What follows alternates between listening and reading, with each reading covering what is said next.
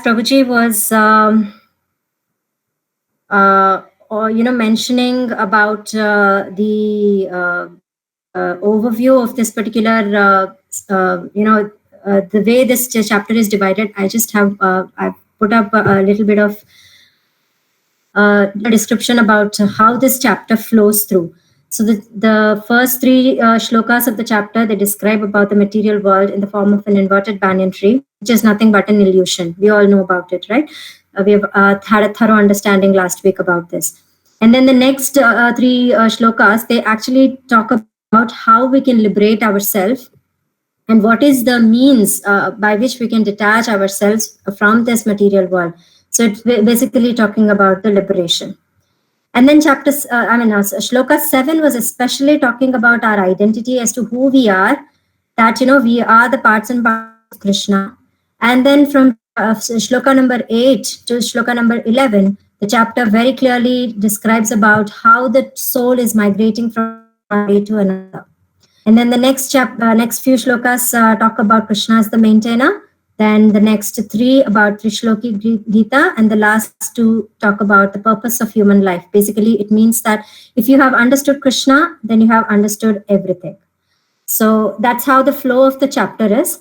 So today, like Prabhuji was telling, we will talk a little bit about the transmigration of the soul. Transmigration of the soul is a very important topic because most of the Abrahamic religions actually do not even believe that there is transmigration of the soul.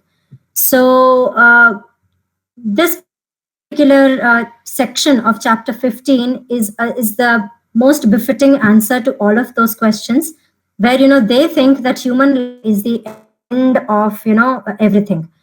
But this particular chapter and these shlokas very clearly illustrate that this is not the end. In fact, it talks very clearly about the soul being eternal and that it migrates from one body to another depending upon what conceptions of life it has achieved or it has acquired while it is in a particular type of a body. So we will talk more about the transmigration of the soul and how Krishna has very nicely explained about it. So to understand a little bit of background of why we are transmigrating into the soul, I'll just touch a little upon the text number 7, which is just the previous text. So the previous text was a very important text which we all recited together, which is Mamai Vamsho Jiva Bhuta Sanatanaha Manashashtani Indriyani Prakriti Sthani Karshati. So the living entities in this conditioned world are my eternal fragmental parts. Due to conditioned life, they are struggling very hard with the six senses, which include the mind. So we spoke in detail about the eternality of the soul in whatever form we are, whether we are in the subtle body, whether we are in the gross body, or whether we are in the spiritual body. Eternal, and we are nothing but the parts and parcels of the Supreme Lord, Sri Krishna.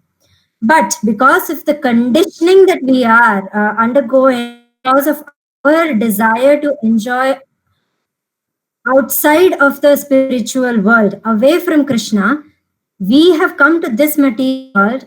And in this material world, we are struggling very hard with all the six senses, which includes the mind. So basically, here Krishna is talking about the five Gyanendriyas, and then he is combining mind as one of the senses.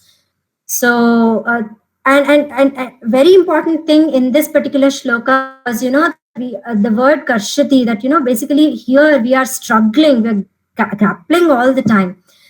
We have this misconception that, we are enjoying, but in reality, we are actually struggling in this material world. So how we're struggling in this material world? This is the concept is explained in the next couple of shlokas, where Krishna is telling that because we have taken this decision, we have utilized our independence to enjoy away from Krishna, we are struggling. And how we are struggling is by the transmigration of the soul. So that's how Krishna is trying to explain to us that, come back to me. You don't have to struggle in this world. Just come back to me.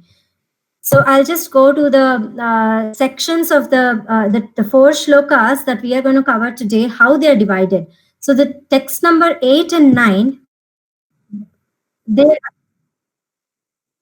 Yes, Prabhuji, are you not able to see?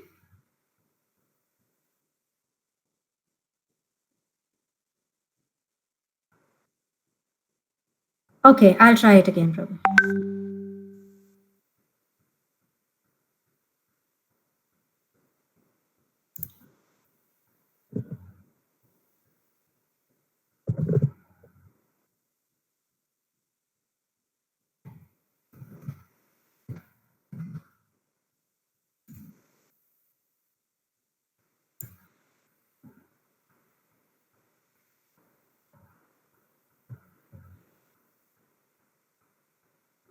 Let me know if you are able to see, Prabhu.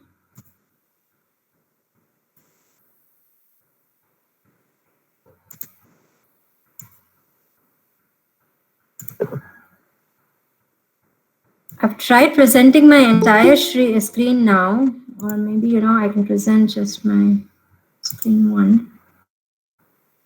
Let me know if you're able to see.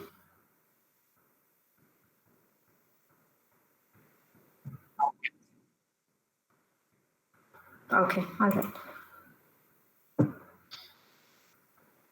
So apologies for the inconvenience caused. I was just talking about the four shlokas which are in detail talking about the transmigration of the soul. So basically, Krishna has clubbed them into two shlokas each. So text number 8 and text number 9 of the soul, how it is moving from one body to another. And then he's talking about in the next two shlokas, which is shloka number 10 and 11, he's talking about what is it required for us to understand this entire process of transmigration. What sort of knowledge is required, that is what Krishna is talking about. So I'll probably share the screen where I have my shloka here. Let me know if you're able to see. Are you able to see the Veda base? Okay. Would anybody like to volunteer to read, or shall I read the shloka and then maybe translation and purport somebody else can read? Is that okay? Okay. Okay. The shloka 15.8 is Shariram yad avapnoti yachapyutkramati गृहीत्वैतानि संयाति वायुर्गन्धानि वाशयात्. Would anybody like to volunteer to read the translation and the purpose?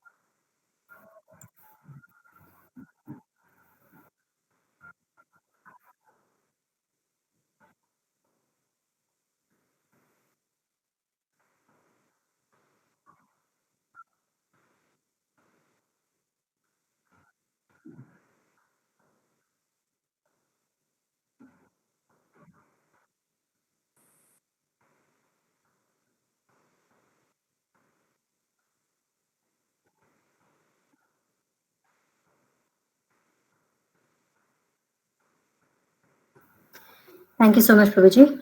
So the purport and the translation that Prabhupada has given is very, very clear cut. There is no doubt that, we are transmigrating from one body to another, depending upon the conscious type of consciousness that we have created at the time of death. Now, in the previous shloka, we did talk about us being parts and parcels of Krishna. So Krishna, being the Supreme Personality of Godhead, has all the independence available in this universe. So we, being parts and parcels of Krishna, we also have minute independence. So Prabhupada here is very clearly saying that we also have a portion of that independence that Krishna has in abundance.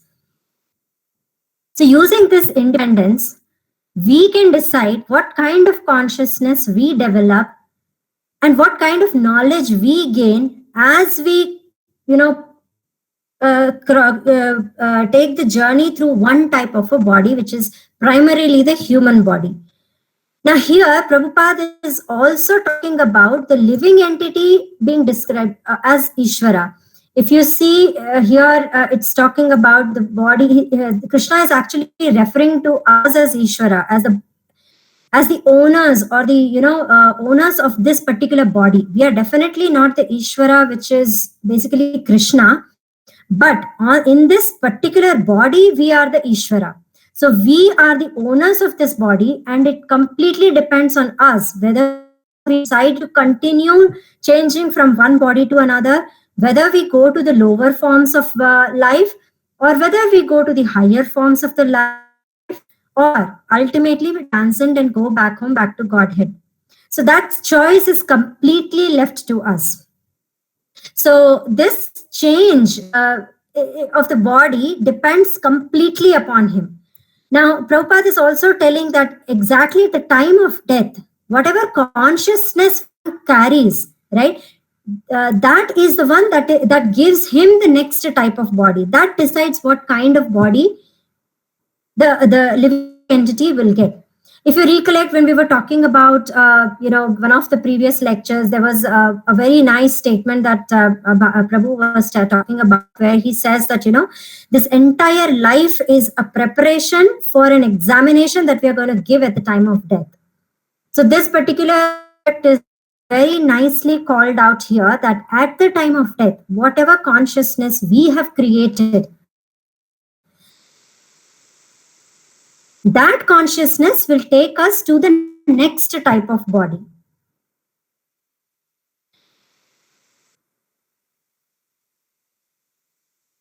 And again, Prabhupada goes on explaining that, what kind of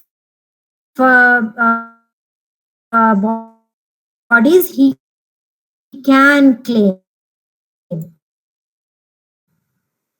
upon leaving this particular body.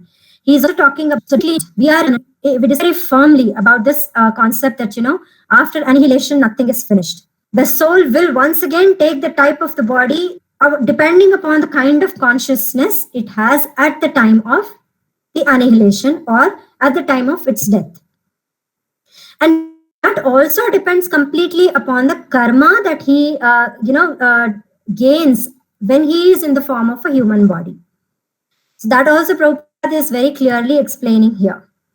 Now, there is one very important thing that is being talked about here is in the last line of the shloka, that is Vayur Gandhan Ivashayat.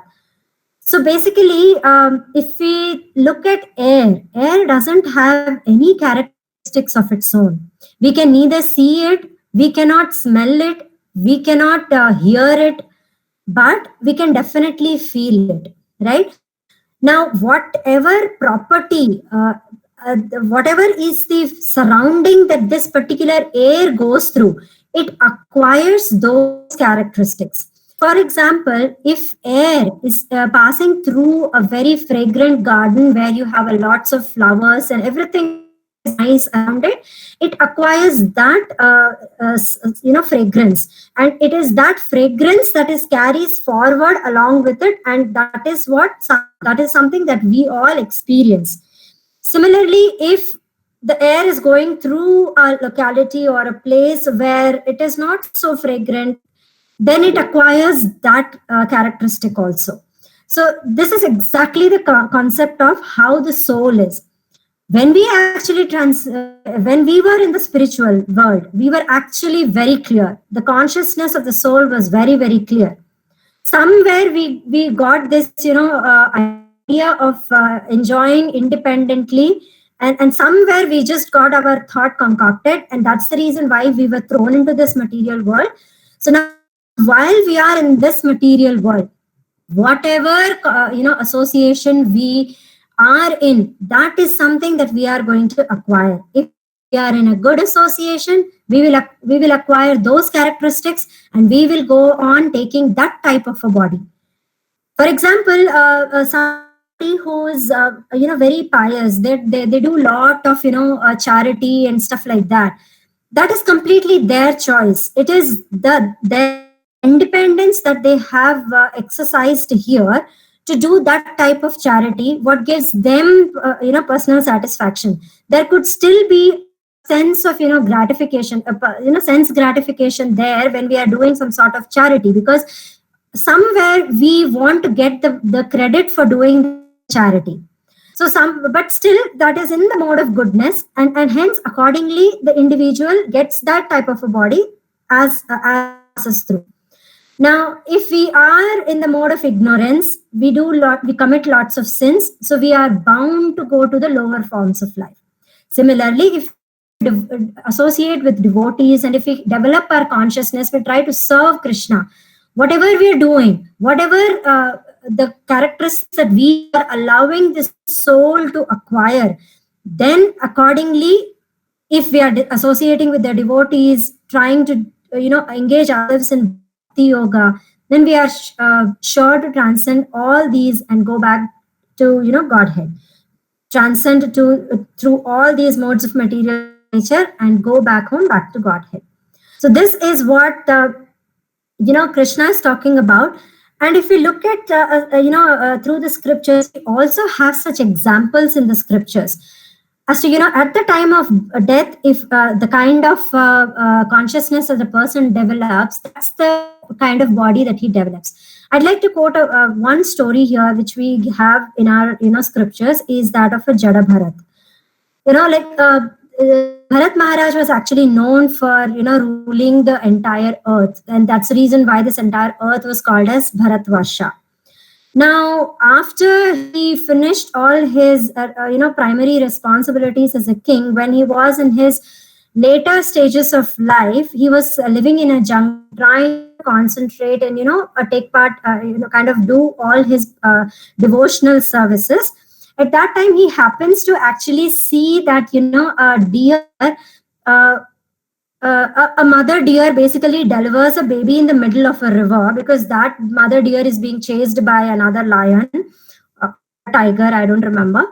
And out of fear, it just delivers the baby. And Bharat Maharaj, he gets so compassionate for that deer that he takes that baby deer and nourishes it as if it was his own baby. And he gets so engrossed in the thoughts of that deer that at the time of death, actually, when he dies, he is completely engrossed because of that deer. He dies also because of his completely engrossment in the deer. He doesn't even see what is in his way. And at the time of death, because he's so attached to that deer, his next life, he gets the body of a deer. But Krishna is so merciful that he allows him to remember, these are some very exceptional situations where Krishna allows us to remember past lives, what we were in our past lives. So by Krishna's mercy, this deer remembers what it was in the past life and how it got this body of a deer. And so in this life, it tries to be around, saintly people, tries to hear the saintly Vedic literature, and ultimately it passes through the body of the deer, then it gets the body of a human again. Now in the next birth, again, he knows very well that, what kind of life he had gone through. And in this particular life, he is almost like, a rock. He doesn't respond to anything. He does not want to respond to any stimulus that he gets. He simply wants to focus on his devotional service. So At this time, he is called as Bharat, like, he's like, Bharat, as if he's like a rock. So this is a kind of transmigration that one does. And unfortunately, because he remembered his previous experiences of his previous past lives, he was able to transcend, he was able to engage himself in spiritual knowledge, he was able to engage with science, saintly people, and ultimately transcend and go back home, back to Godhead. So this is one example that we have from our scriptures, of how body develops the next body, depending completely on the kind of consciousness, the kind of attachments that it develops in the present body. So that's one example. And like I was telling, the characteristics of the soul is absolutely clear. It just acquires whatever we allow it to acquire. So this is something that, Prabhupada is talking about in this particular shloka, and it continues. Same context actually continues in the next shloka also, which we will go through now. I will just go through the shloka, and maybe someone can volunteer. So Shrotram Chakshusparshanam cha Rasanam Ghranam cha Adhishtaya Manashchayam Vishayanupasevate. Would somebody like to volunteer to read the translation and the purport? Yeah, Mataji, can I read? Sure, Prabhuji, please. The living entity, thus taking another gross body, obtains a certain type of ear, eye, tongue, nose, and sense of touch, which are grouped about the mind. He thus enjoys a particular set of sense objects. Purport. In other words, if the living entity adulterates his consciousness with the qualities of cats and dogs in his next life, he gets a cat or dog body and enjoys. Consciousness is originally pure like water, but if we mix water with a certain color, it changes. Similarly, consciousness is pure, for the spirit soul is pure. But consciousness is changed according to the association of the material qualities. A real consciousness is Krishna's consciousness. When therefore one is situated in Krishna consciousness, he is in his pure life. But if his consciousness is adulterated by some type of material mentality, in the next life he gets a corresponding body. He does not necessarily get a human body again. If he can, he can get the body of a cat, dog, hog, demigod, or one of many other forms. For there are 84 lakh species. Thank you so much, Prabhuji. So in this shloka, Prabhupada is actually continuing the same concept that, spirit soul is pure. Spirit soul is absolutely pure because we are parts and parcels of the Krishna. Krishna is the soul. Krishna is pure, so the soul is also pure. But because we are conditioned, we acquire certain kind of character depending upon which mode of material nature is dominating in our consciousness. So if we are Krishna conscious, we will try and go home back to Godhead. Now here, something that Krishna is talking about is all the different types of senses.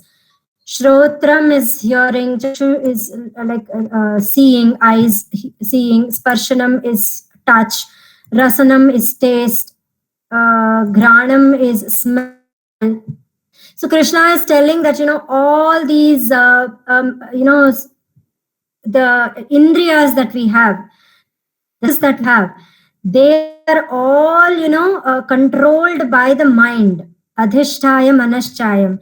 So they are senses, whatever type of body we acquire, that body will have a typical type of senses that it enjoys, and that enjoyment is completely controlled by the mind. So all these five senses together with the mind, which is controlled by the mind, you would probably remember that picture which is very often shown, right? The senses are the five horses and the mind is controlling them. So this is exactly the situation that all the senses that are controlled by the mind then allows this body to enjoy certain types of happiness. Vishayan upasevate is basically to enjoy. So depending upon the type of body we get, that type of body will give us a certain type of enjoyment that we enjoy based on how the mind controls these five senses. So that's something that Krishna is explaining here. So what we have to do here is to engage all the five senses in Krishna consciousness. That's something that is, again, depending on our consciousness, our independence, how we decide to engage all these five senses in serving Krishna. So if we engage all these five senses in Krishna consciousness, then of course our mind will be able to control them very well, and we will be able to transcend and go back home to Godhead, and we will be able to enjoy the spiritual world eternally. So this is these two shlokas to talking about how we are suffering, with these five senses, with all this, transmigration of the body, because migrating from one body to another is a very painful process that we all know, right? There are four different types of miseries which we all go, and birth, death is one among, are the two among them. So this entire process is very difficult. It is a big struggle for the soul. Ultimately, what we have to do is to engage ourselves in Krishna consciousness, engage our mind, which will ultimately control the five senses and allows us to go back home, back to Godhead, and enjoy eternally in the spiritual world. So, so like I was telling, these two texts are completely talking about, how this body is suffering in this world because of transmigration. And then, so few takeaways that I thought we put together from these two texts that we just went through is characteristics of the soul, which is very clear, and independence that we get from being parts and parcels of Krishna, and how we have to engage ourselves using this intelligence to serve the Lord, and how, at the time of death, whatever consciousness is, the next life depends completely upon that, and one can get different type of body according to karma. We can get a lower form of life, we can get a higher form of life, and we can also go back to Godhead. And to ultimately derive the complete essence of karma, we have to ultimately control our senses, control our mind, which will in turn control our senses, so that we come out of this illusion that these five senses are actually giving us different types of pleasure and happiness. But if we look at a deeper level, this is not giving us senses, this is actually giving us suffering. This is actually binding us more and more to material nature, making us go through different types of bodies, and ultimately, which is basically causing nothing but suffering. We are trying to enjoy, but ultimately we're just getting bound by the senses. A chain, whether it is a gold chain or an iron chain, doesn't matter. We're shackled by the senses. So these are some of the takeaways that we could probably get from the text that we just went through. Now, like I was talking about, how we can engage the five senses in completely, serving the Lord. There's a very beautiful series of shlokas in Srimad Bhagavatam from the, Canto 9, chapter 4, verses 18 to 20, which is talking about Amrish Maharaj. So I'll just read the translation because the shloka might take some time. So Maharaja Ambarisha, he always engaged his mind in meditating on the lotus feet of Krishna, his words in describing the glories of the Lord, his hands in cleaning the Lord's temple, and his ears hearing the words spoken by Krishna or about Krishna. He engaged his eyes in seeing the deity of Krishna, Krishna's temples, and Krishna's places like Mathura and Vrindavan. He engaged his sense of touch in touching the bodies of Lord's devotees.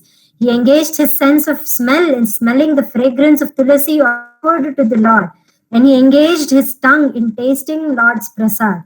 He engaged his legs in walking to the holy places and temples of the Lord, his head in bowing down before the Lord, and all his desires in serving the Lord 24 hours a day. Indeed, Maharaja Ambarisha never desired anything for his own sense gratification.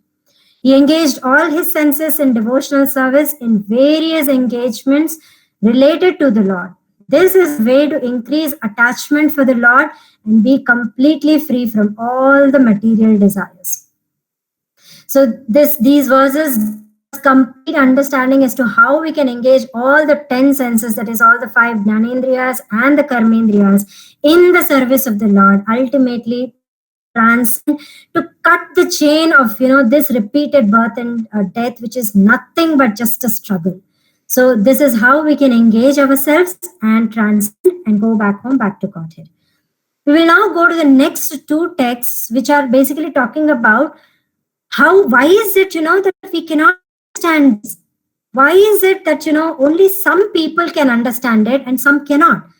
This is probably one of the questions that even Arjuna gets, right? Like, how some people, even though they know that what they are doing is wrong, they still continue to do it.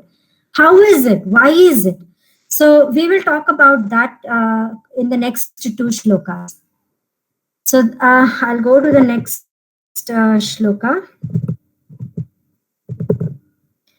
which is text number 10.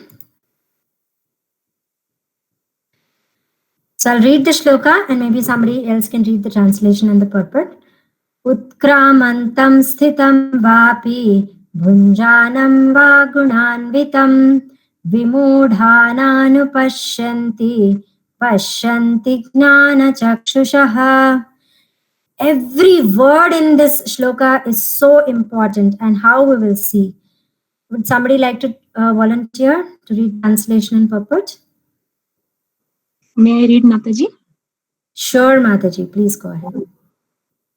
Translation. The foolish cannot understand how a living entity can quit his body, nor can they understand what sort of body he enjoys under the spell of the modes of nature. But one who is attained in knowledge can see all this. Purport. The word Jnana Chakshusha is very significant. Without knowledge, one cannot understand how a entity leaves present body, nor what form of body he is going to take in the next life, nor even why he is living in a particular type of body. This requires a great amount of knowledge understood from Bhagavad Gita and similar literatures heard from a bona fide spiritual master. One who is trained to perceive all these things is fortunate. Every living entity is quitting his body under certain circumstances. He is living under certain circumstances, and he is enjoying under certain circumstances under the spell of material nature. As a result, he is suffering different kinds of happiness and distress under the illusion of sense enjoyment.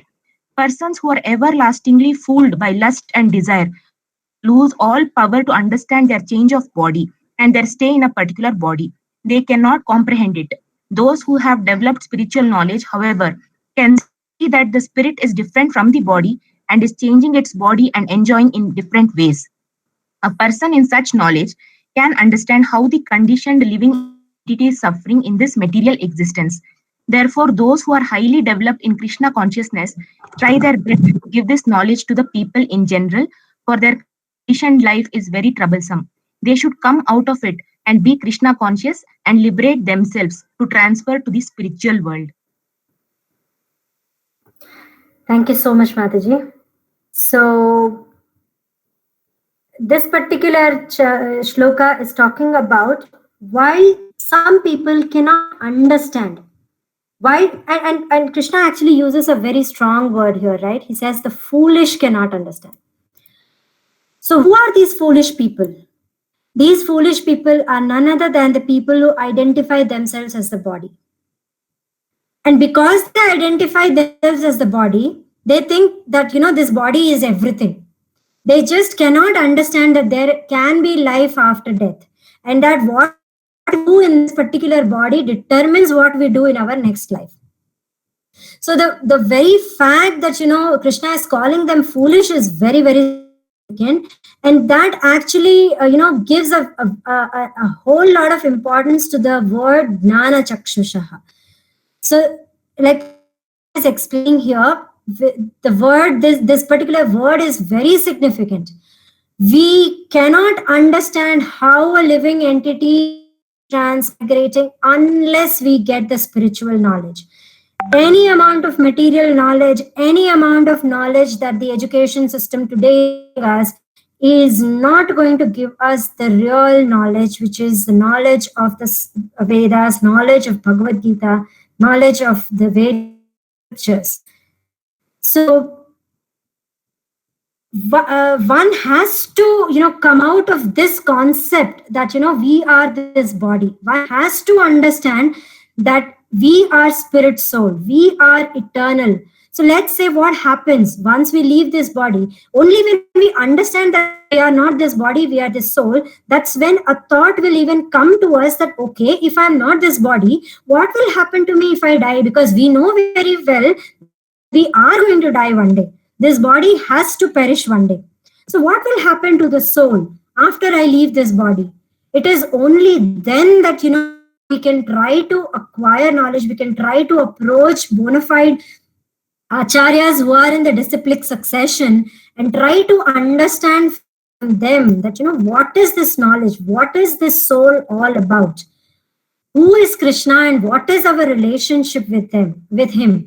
So this is the most important knowledge that we have to acquire. If we do not acquire this particular knowledge, we are bound to remain, in this material world, changing one form of body from one form of body to another form of body. This is the biggest problem of the modern system of education, that it gives us all the necessary information or the necessary knowledge about the material that is there around us. It will give us various knowledges about how we can combine these material nature substances to even get new things that we think are our inventions. But everything is already present in this material world. Krishna has already given us everything. We'll talk about this in the future shlokas as well. So this is the knowledge that we need to develop, that maybe we can do some amount of technological advancement, some sort of industrial revolution that we all claim. We can do all this in our limited intelligence, but ultimate intelligence lies understanding what is the purpose of this life. What is going to happen to this soul once it leaves this body? And how can we get that? We have to get it by approaching bona fide acharyas who are spiritually elevated, who have understood this spiritual knowledge. So he and Prabhupada very interestingly actually even says that he is suffering different kinds of happiness and distress. He's telling both. He is suffering. I mean, he's even calling happiness as suffering. Why would this be? Because this happiness is so temporary. We just experience some sort of happiness, and the next moment this happiness can turn into a disaster. Any natural calamity, any misery, all these, the threefold miseries that we talk about, Adi Devik, Adi Bhautik, and Adhyatmik, any moment these three miseries can turn our happiness into distress. And hence Prabhupada is actually calling even the happiness as suffering. Because ultimately the happiness will also lead into suffering. It will lead us to distress. Because this world is temporary. It is an illusion. Like we have read in the very first chapter, it is, first shloka of the 15th chapter, that it is a complete illusion. The reality is somewhere else. What we are experiencing now is actually an illusion.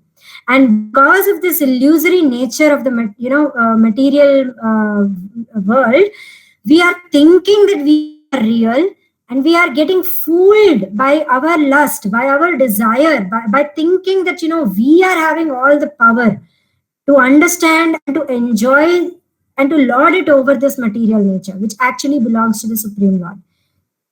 We can never understand, unless we develop those Gnana Chakshu. And without having Gnana Chakshu, those who do not have Gnana Chakshu are all foolish people according to Krishna. So the choice is up to us, whether we want to develop our consciousness, try to understand the knowledge that Krishna is giving us repeatedly in the entire Bhagavad Gita is to know who Krishna is, who we are, what is our relationship with him, why are we in this material world, why are we transmigrating, why are we suffering. Unless we have those Gnana Chakshu to understand this knowledge, we will never be able to come out of this material bondage. And there's a very important thing that, Prabhupada is talking about here.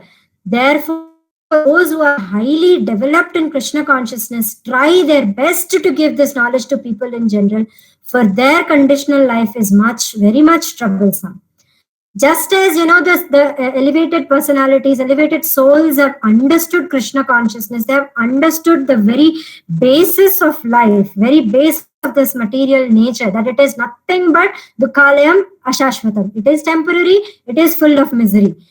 It is their responsibility to pass on this knowledge to people in general, so that it can benefit the world as a whole, so that everybody can understand this entire creation and this entire entanglement, and how we can come out of this entanglement permanently, eternally. This is something that Prabhupada is actually very nicely emphasizing in his purport, and he repeatedly emphasizes this in all his literature, that it is the knowledge of people who have, it is the responsibility, duty of people who have developed even a bit of Krishna consciousness, that they try to give it to the people in general. So and those who give this, the best part about this is that those who give Krishna consciousness to others, those who talk and spread knowledge about Krishna to others, they also become very dear to Krishna.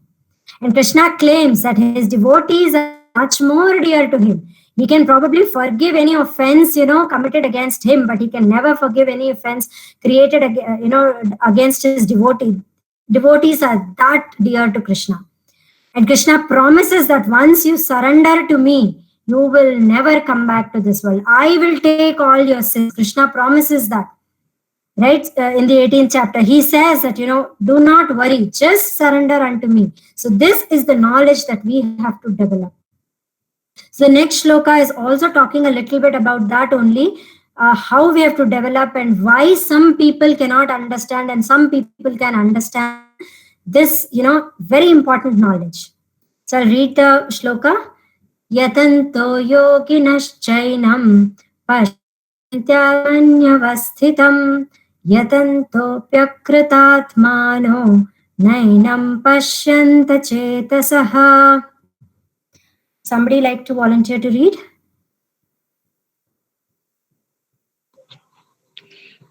Yes, right. Hello. Thank you so Hare much. Krishna. Yes, Mataji. Can I read, Mataji? Yeah, please go ahead. There are many transcendentalists on the path of spiritual Mataji, self-realization. can you read the translation first? The endeavoring transcendentalist Okay. versus Okay, Mataji. The endeavoring transcendentalists who are situated in self-realization can see all this clearly, but those whose minds are not developed and who are not situated in self-realization cannot see what is taking place, though they may try. Purport by A.C. Bhaktivedanta Swami Srila Prabhupada. Okay. There are many transcendentalists on the path of spiritual self-realization, but one who is not situated in self-realization cannot see how things are changing in the body of the living entity. The word yoginaha is significant in this connection. In the present day, there are many so-called yogis and there are many so-called associations of yogis, but they are actually blind in the matter of self-realization. They are simply addicted to some sort of gymnastic exercise and are satisfied if the body is well built and healthy. They have no other information. They are called yatantopi akratamaha. Even though they are endeavoring in a so-called yoga system, they are not self-realized. Such people cannot understand the process of the transmigration of the soul. Only those who are actually in the yoga system and have realized the self, the world, and the Supreme Lord. In other words, the Bhakti yogis, those engaged in pure devotional service in Krishna consciousness, can understand how things are taking place. Hare Krishna. Thank you so much, Mataji.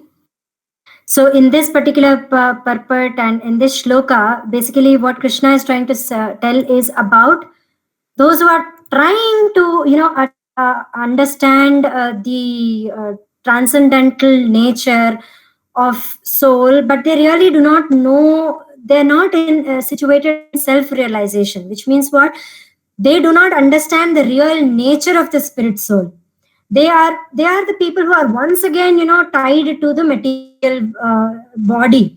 So Prabhupada is trying to explain this by using examples of the yogis, right? So the present day, the system of yoga that is being propagated, we all know about it. It just concentrates on the physical well-being of the body. It doesn't really nourish the soul. If you actually look at the actual Ashtanga yoga, then it actually takes you towards Bhakti yoga. Ultimately, stages of yoga is basically to absorb yourself in the understanding of this Lord. So that is the ultimate goal of the spirit of the yoga system. But what people are doing these days, they're just some of them they are just doing some yogas, some hatha yogis and some sort of things, and there are some other yogis who are completely detached and they go to the various forests and Himalayas and they try to meditate. And there are these Mayavadis who try to meditate on the impersonal form. So there are various types of so-called yogis. Now these people, these types of yogis, they will never be able to understand this particular knowledge because they have not developed that Jnana Chakshu that Krishna was talking about in the previous text. They will, they still are at the level of, and that's the reason why they're only talking about meditation or impersonal forms or just the healthy situation of healthy status of the body. So they're only talking about that. They are not talking about the real purpose of yoga, right? So Prabhupada is actually explaining it with these kind of things. They are actually yatanto pyakrata manaha, means if you see, they are actually endeavoring, and those this means those without self-realization. So what we have to become is remove the from here and become kritatmanaha. That means we have to become self-realized, and we have to develop that kind of consciousness. Achetasaha means having underdeveloped minds. So we have to develop our minds to be able to see the real knowledge. So this is what is being explained here in this shloka. And even in the previous chapters of Bhagavad Gita, recollect, or if somebody has gone through chapters, Krishna actually, starts with karma yoga, dhyana yoga, jnana yoga, and then ultimately he tells that, ultimately bhakti yoga is the ultimate path of self-realization. He calls it very clearly. In that also, in chapter 12, he calls it out very, very clearly that devotional service is the best. So those who are engaged in pure service to Krishna, service in Krishna consciousness, only they can understand how, we are suffering in this world, how we are migrating, how we are, entangled in this material nature. So this is the gist of these two shlokas, which is basically, making us understand, making us, think through as to, what is this? If we are not this body, if we are soul, then what is happening to the soul? We have to develop that kind of inquisitiveness. We have to approach the right authorities to understand it from the right source, from the right within the right parampara. So this is very, very clearly explained here in these two shlokas. So I'll just probably, just talk a little bit about what, according to me, are the few, takeaways. There are many takeaways, but these two texts together, they tell us that, the foolish identify themselves as the body, and therefore their knowledge is at the material level. And one requires spiritual knowledge to understand this entire process, the quality of the soul, its migration, etc. And knowledge basically lies in understanding that under the influence of modes of material nature, this soul is suffering kinds of happinesses and distresses. That this place is full of threefold miseries and it is temporary. The real problems of the life are basically birth, death, old age, and disease. And one must try to transcend all of this. And in the next one, we also understand what is the essence of yoga is basically to endeavor towards the knowledge of self realization. It is not enough if we are just, limiting ourselves to some sort of yogic posture, some sort of physical gymnastics, and limiting ourselves there. No, that's not yoga. And only those who are the bhakti yogis, those who are engaged in pure devotional service, they are the ones who would have developed this particular knowledge, and they will be the one who will be able to understand and transcend all this. They will be the ones who will understand the real knowledge that it is, Krishna, who is the Supreme Personality of Godhead. He is eternal, and as parts and parcels of Him, we are also eternal, and the goal of life is to go back to Him. He is waiting for us just, to take us back. It is just for us to put that little endeavor to take those steps, baby steps to go back home, back to Godhead. So these are the few takeaways that I thought, are important in these two texts. And the next text, like Prabhu was telling, will talk about Krishna as the maintainer. Now, I was actually given text number 12 to talk about, but since we are actually exceeded time, I can skip it, or maybe you can touch a little bit about it. And actually, I wanted to talk about one more text that, there is one text in Bhagavad Gita, chapter 2, text number 13, where Krishna in the beginning itself has said, Dehinosmin yatha de kaumaram yavanam jara, tatha dehantara praptir dhiras tatrana muhyati. So at the beginning itself, when he started speaking to Arjuna, at that time itself, he told that, the embodied soul continuously passes. In fact, he said that it passes different stages even in the given body itself. What to talk about transmigrating from one body to another? And somebody who is in knowledge, who's in complete knowledge, he is a sober person and he does not get bewildered by such a change. So Krishna has very beautifully, very intelligently presented the entire summary of Bhagavad Gita chapter 2, and then he has elaborately explained us in various chapters about various other concepts of life, concepts of material nature, concepts of spirituality.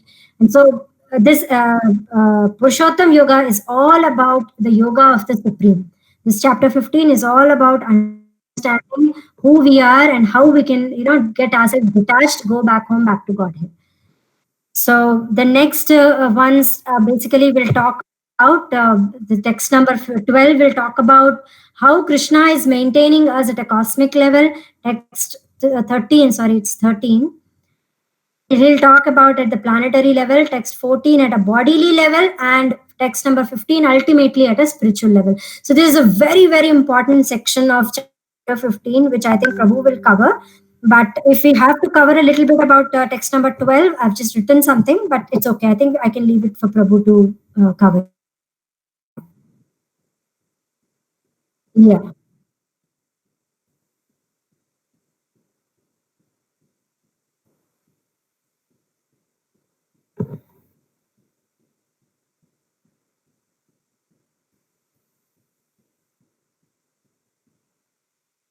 Thank you, Prabhu.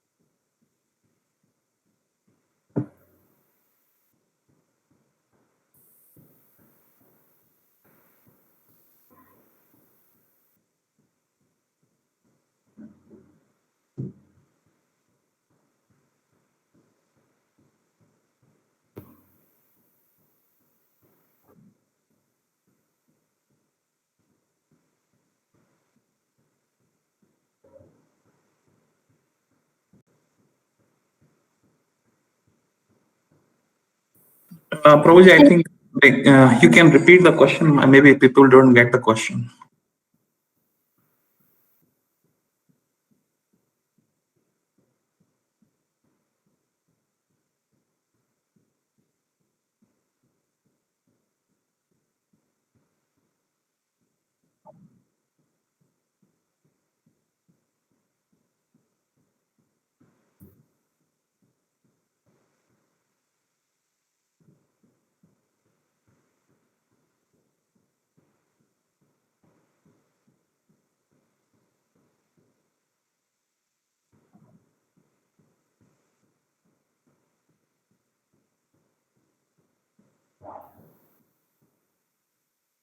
Would know everything, Prabhu, according to my understanding, because he is living within us also as Paramatma. So he knows everything that we are doing. But because we are parts and parcels of him, he still allows us to have that independence. Krishna knows everything, according to my understanding.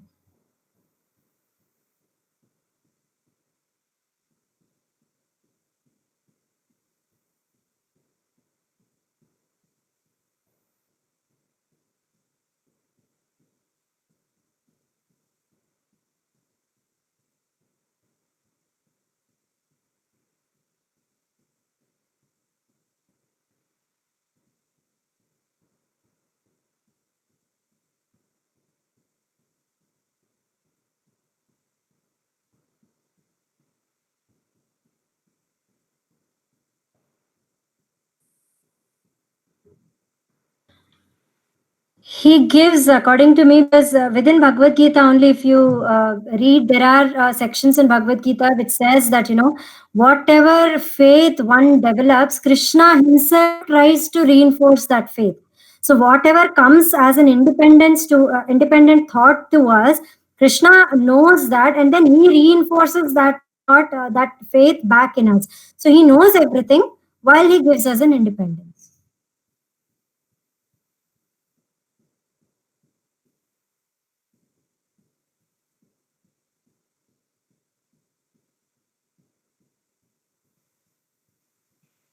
Prabhuji, what I feel is Krishna also wants to see how his devotees will try to reciprocate using this free will, whether what kind of devotion they are going to show. He also is curious to know. That could be one thing. Secondly, to attract only the true devotee, and he may be giving the free will so that he can really know who is a really real devotee. Second is he also wants to know what kind of devotion, how they will reciprocate with him. He also wants to give that free will, is what I think.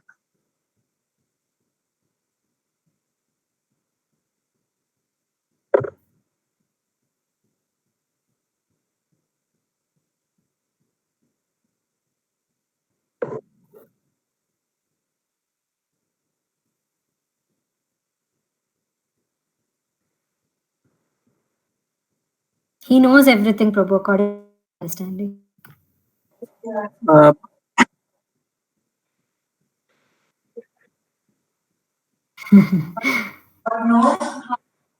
yeah, Prabhuji.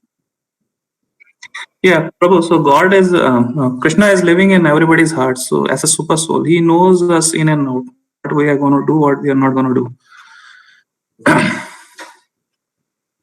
So basically, Prabhu, if you take the example of Arjuna, Krishna did, because of the free will, Arjuna initially got carried away that, he does not want to fight and stuff like that. But Krishna knew the future already.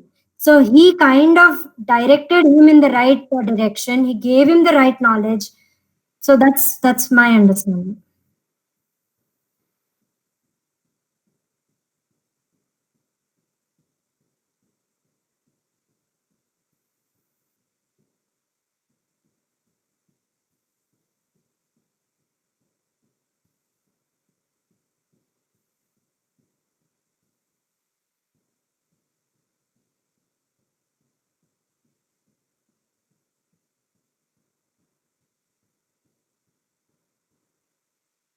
Okay, Prabhuji.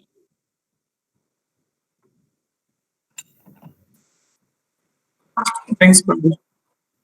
Person. च पतितानां पावनेभ्यो वैष्णवेभ्यो नमः।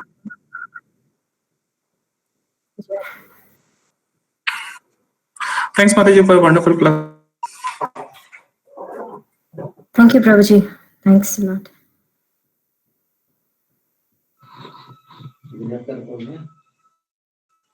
Hello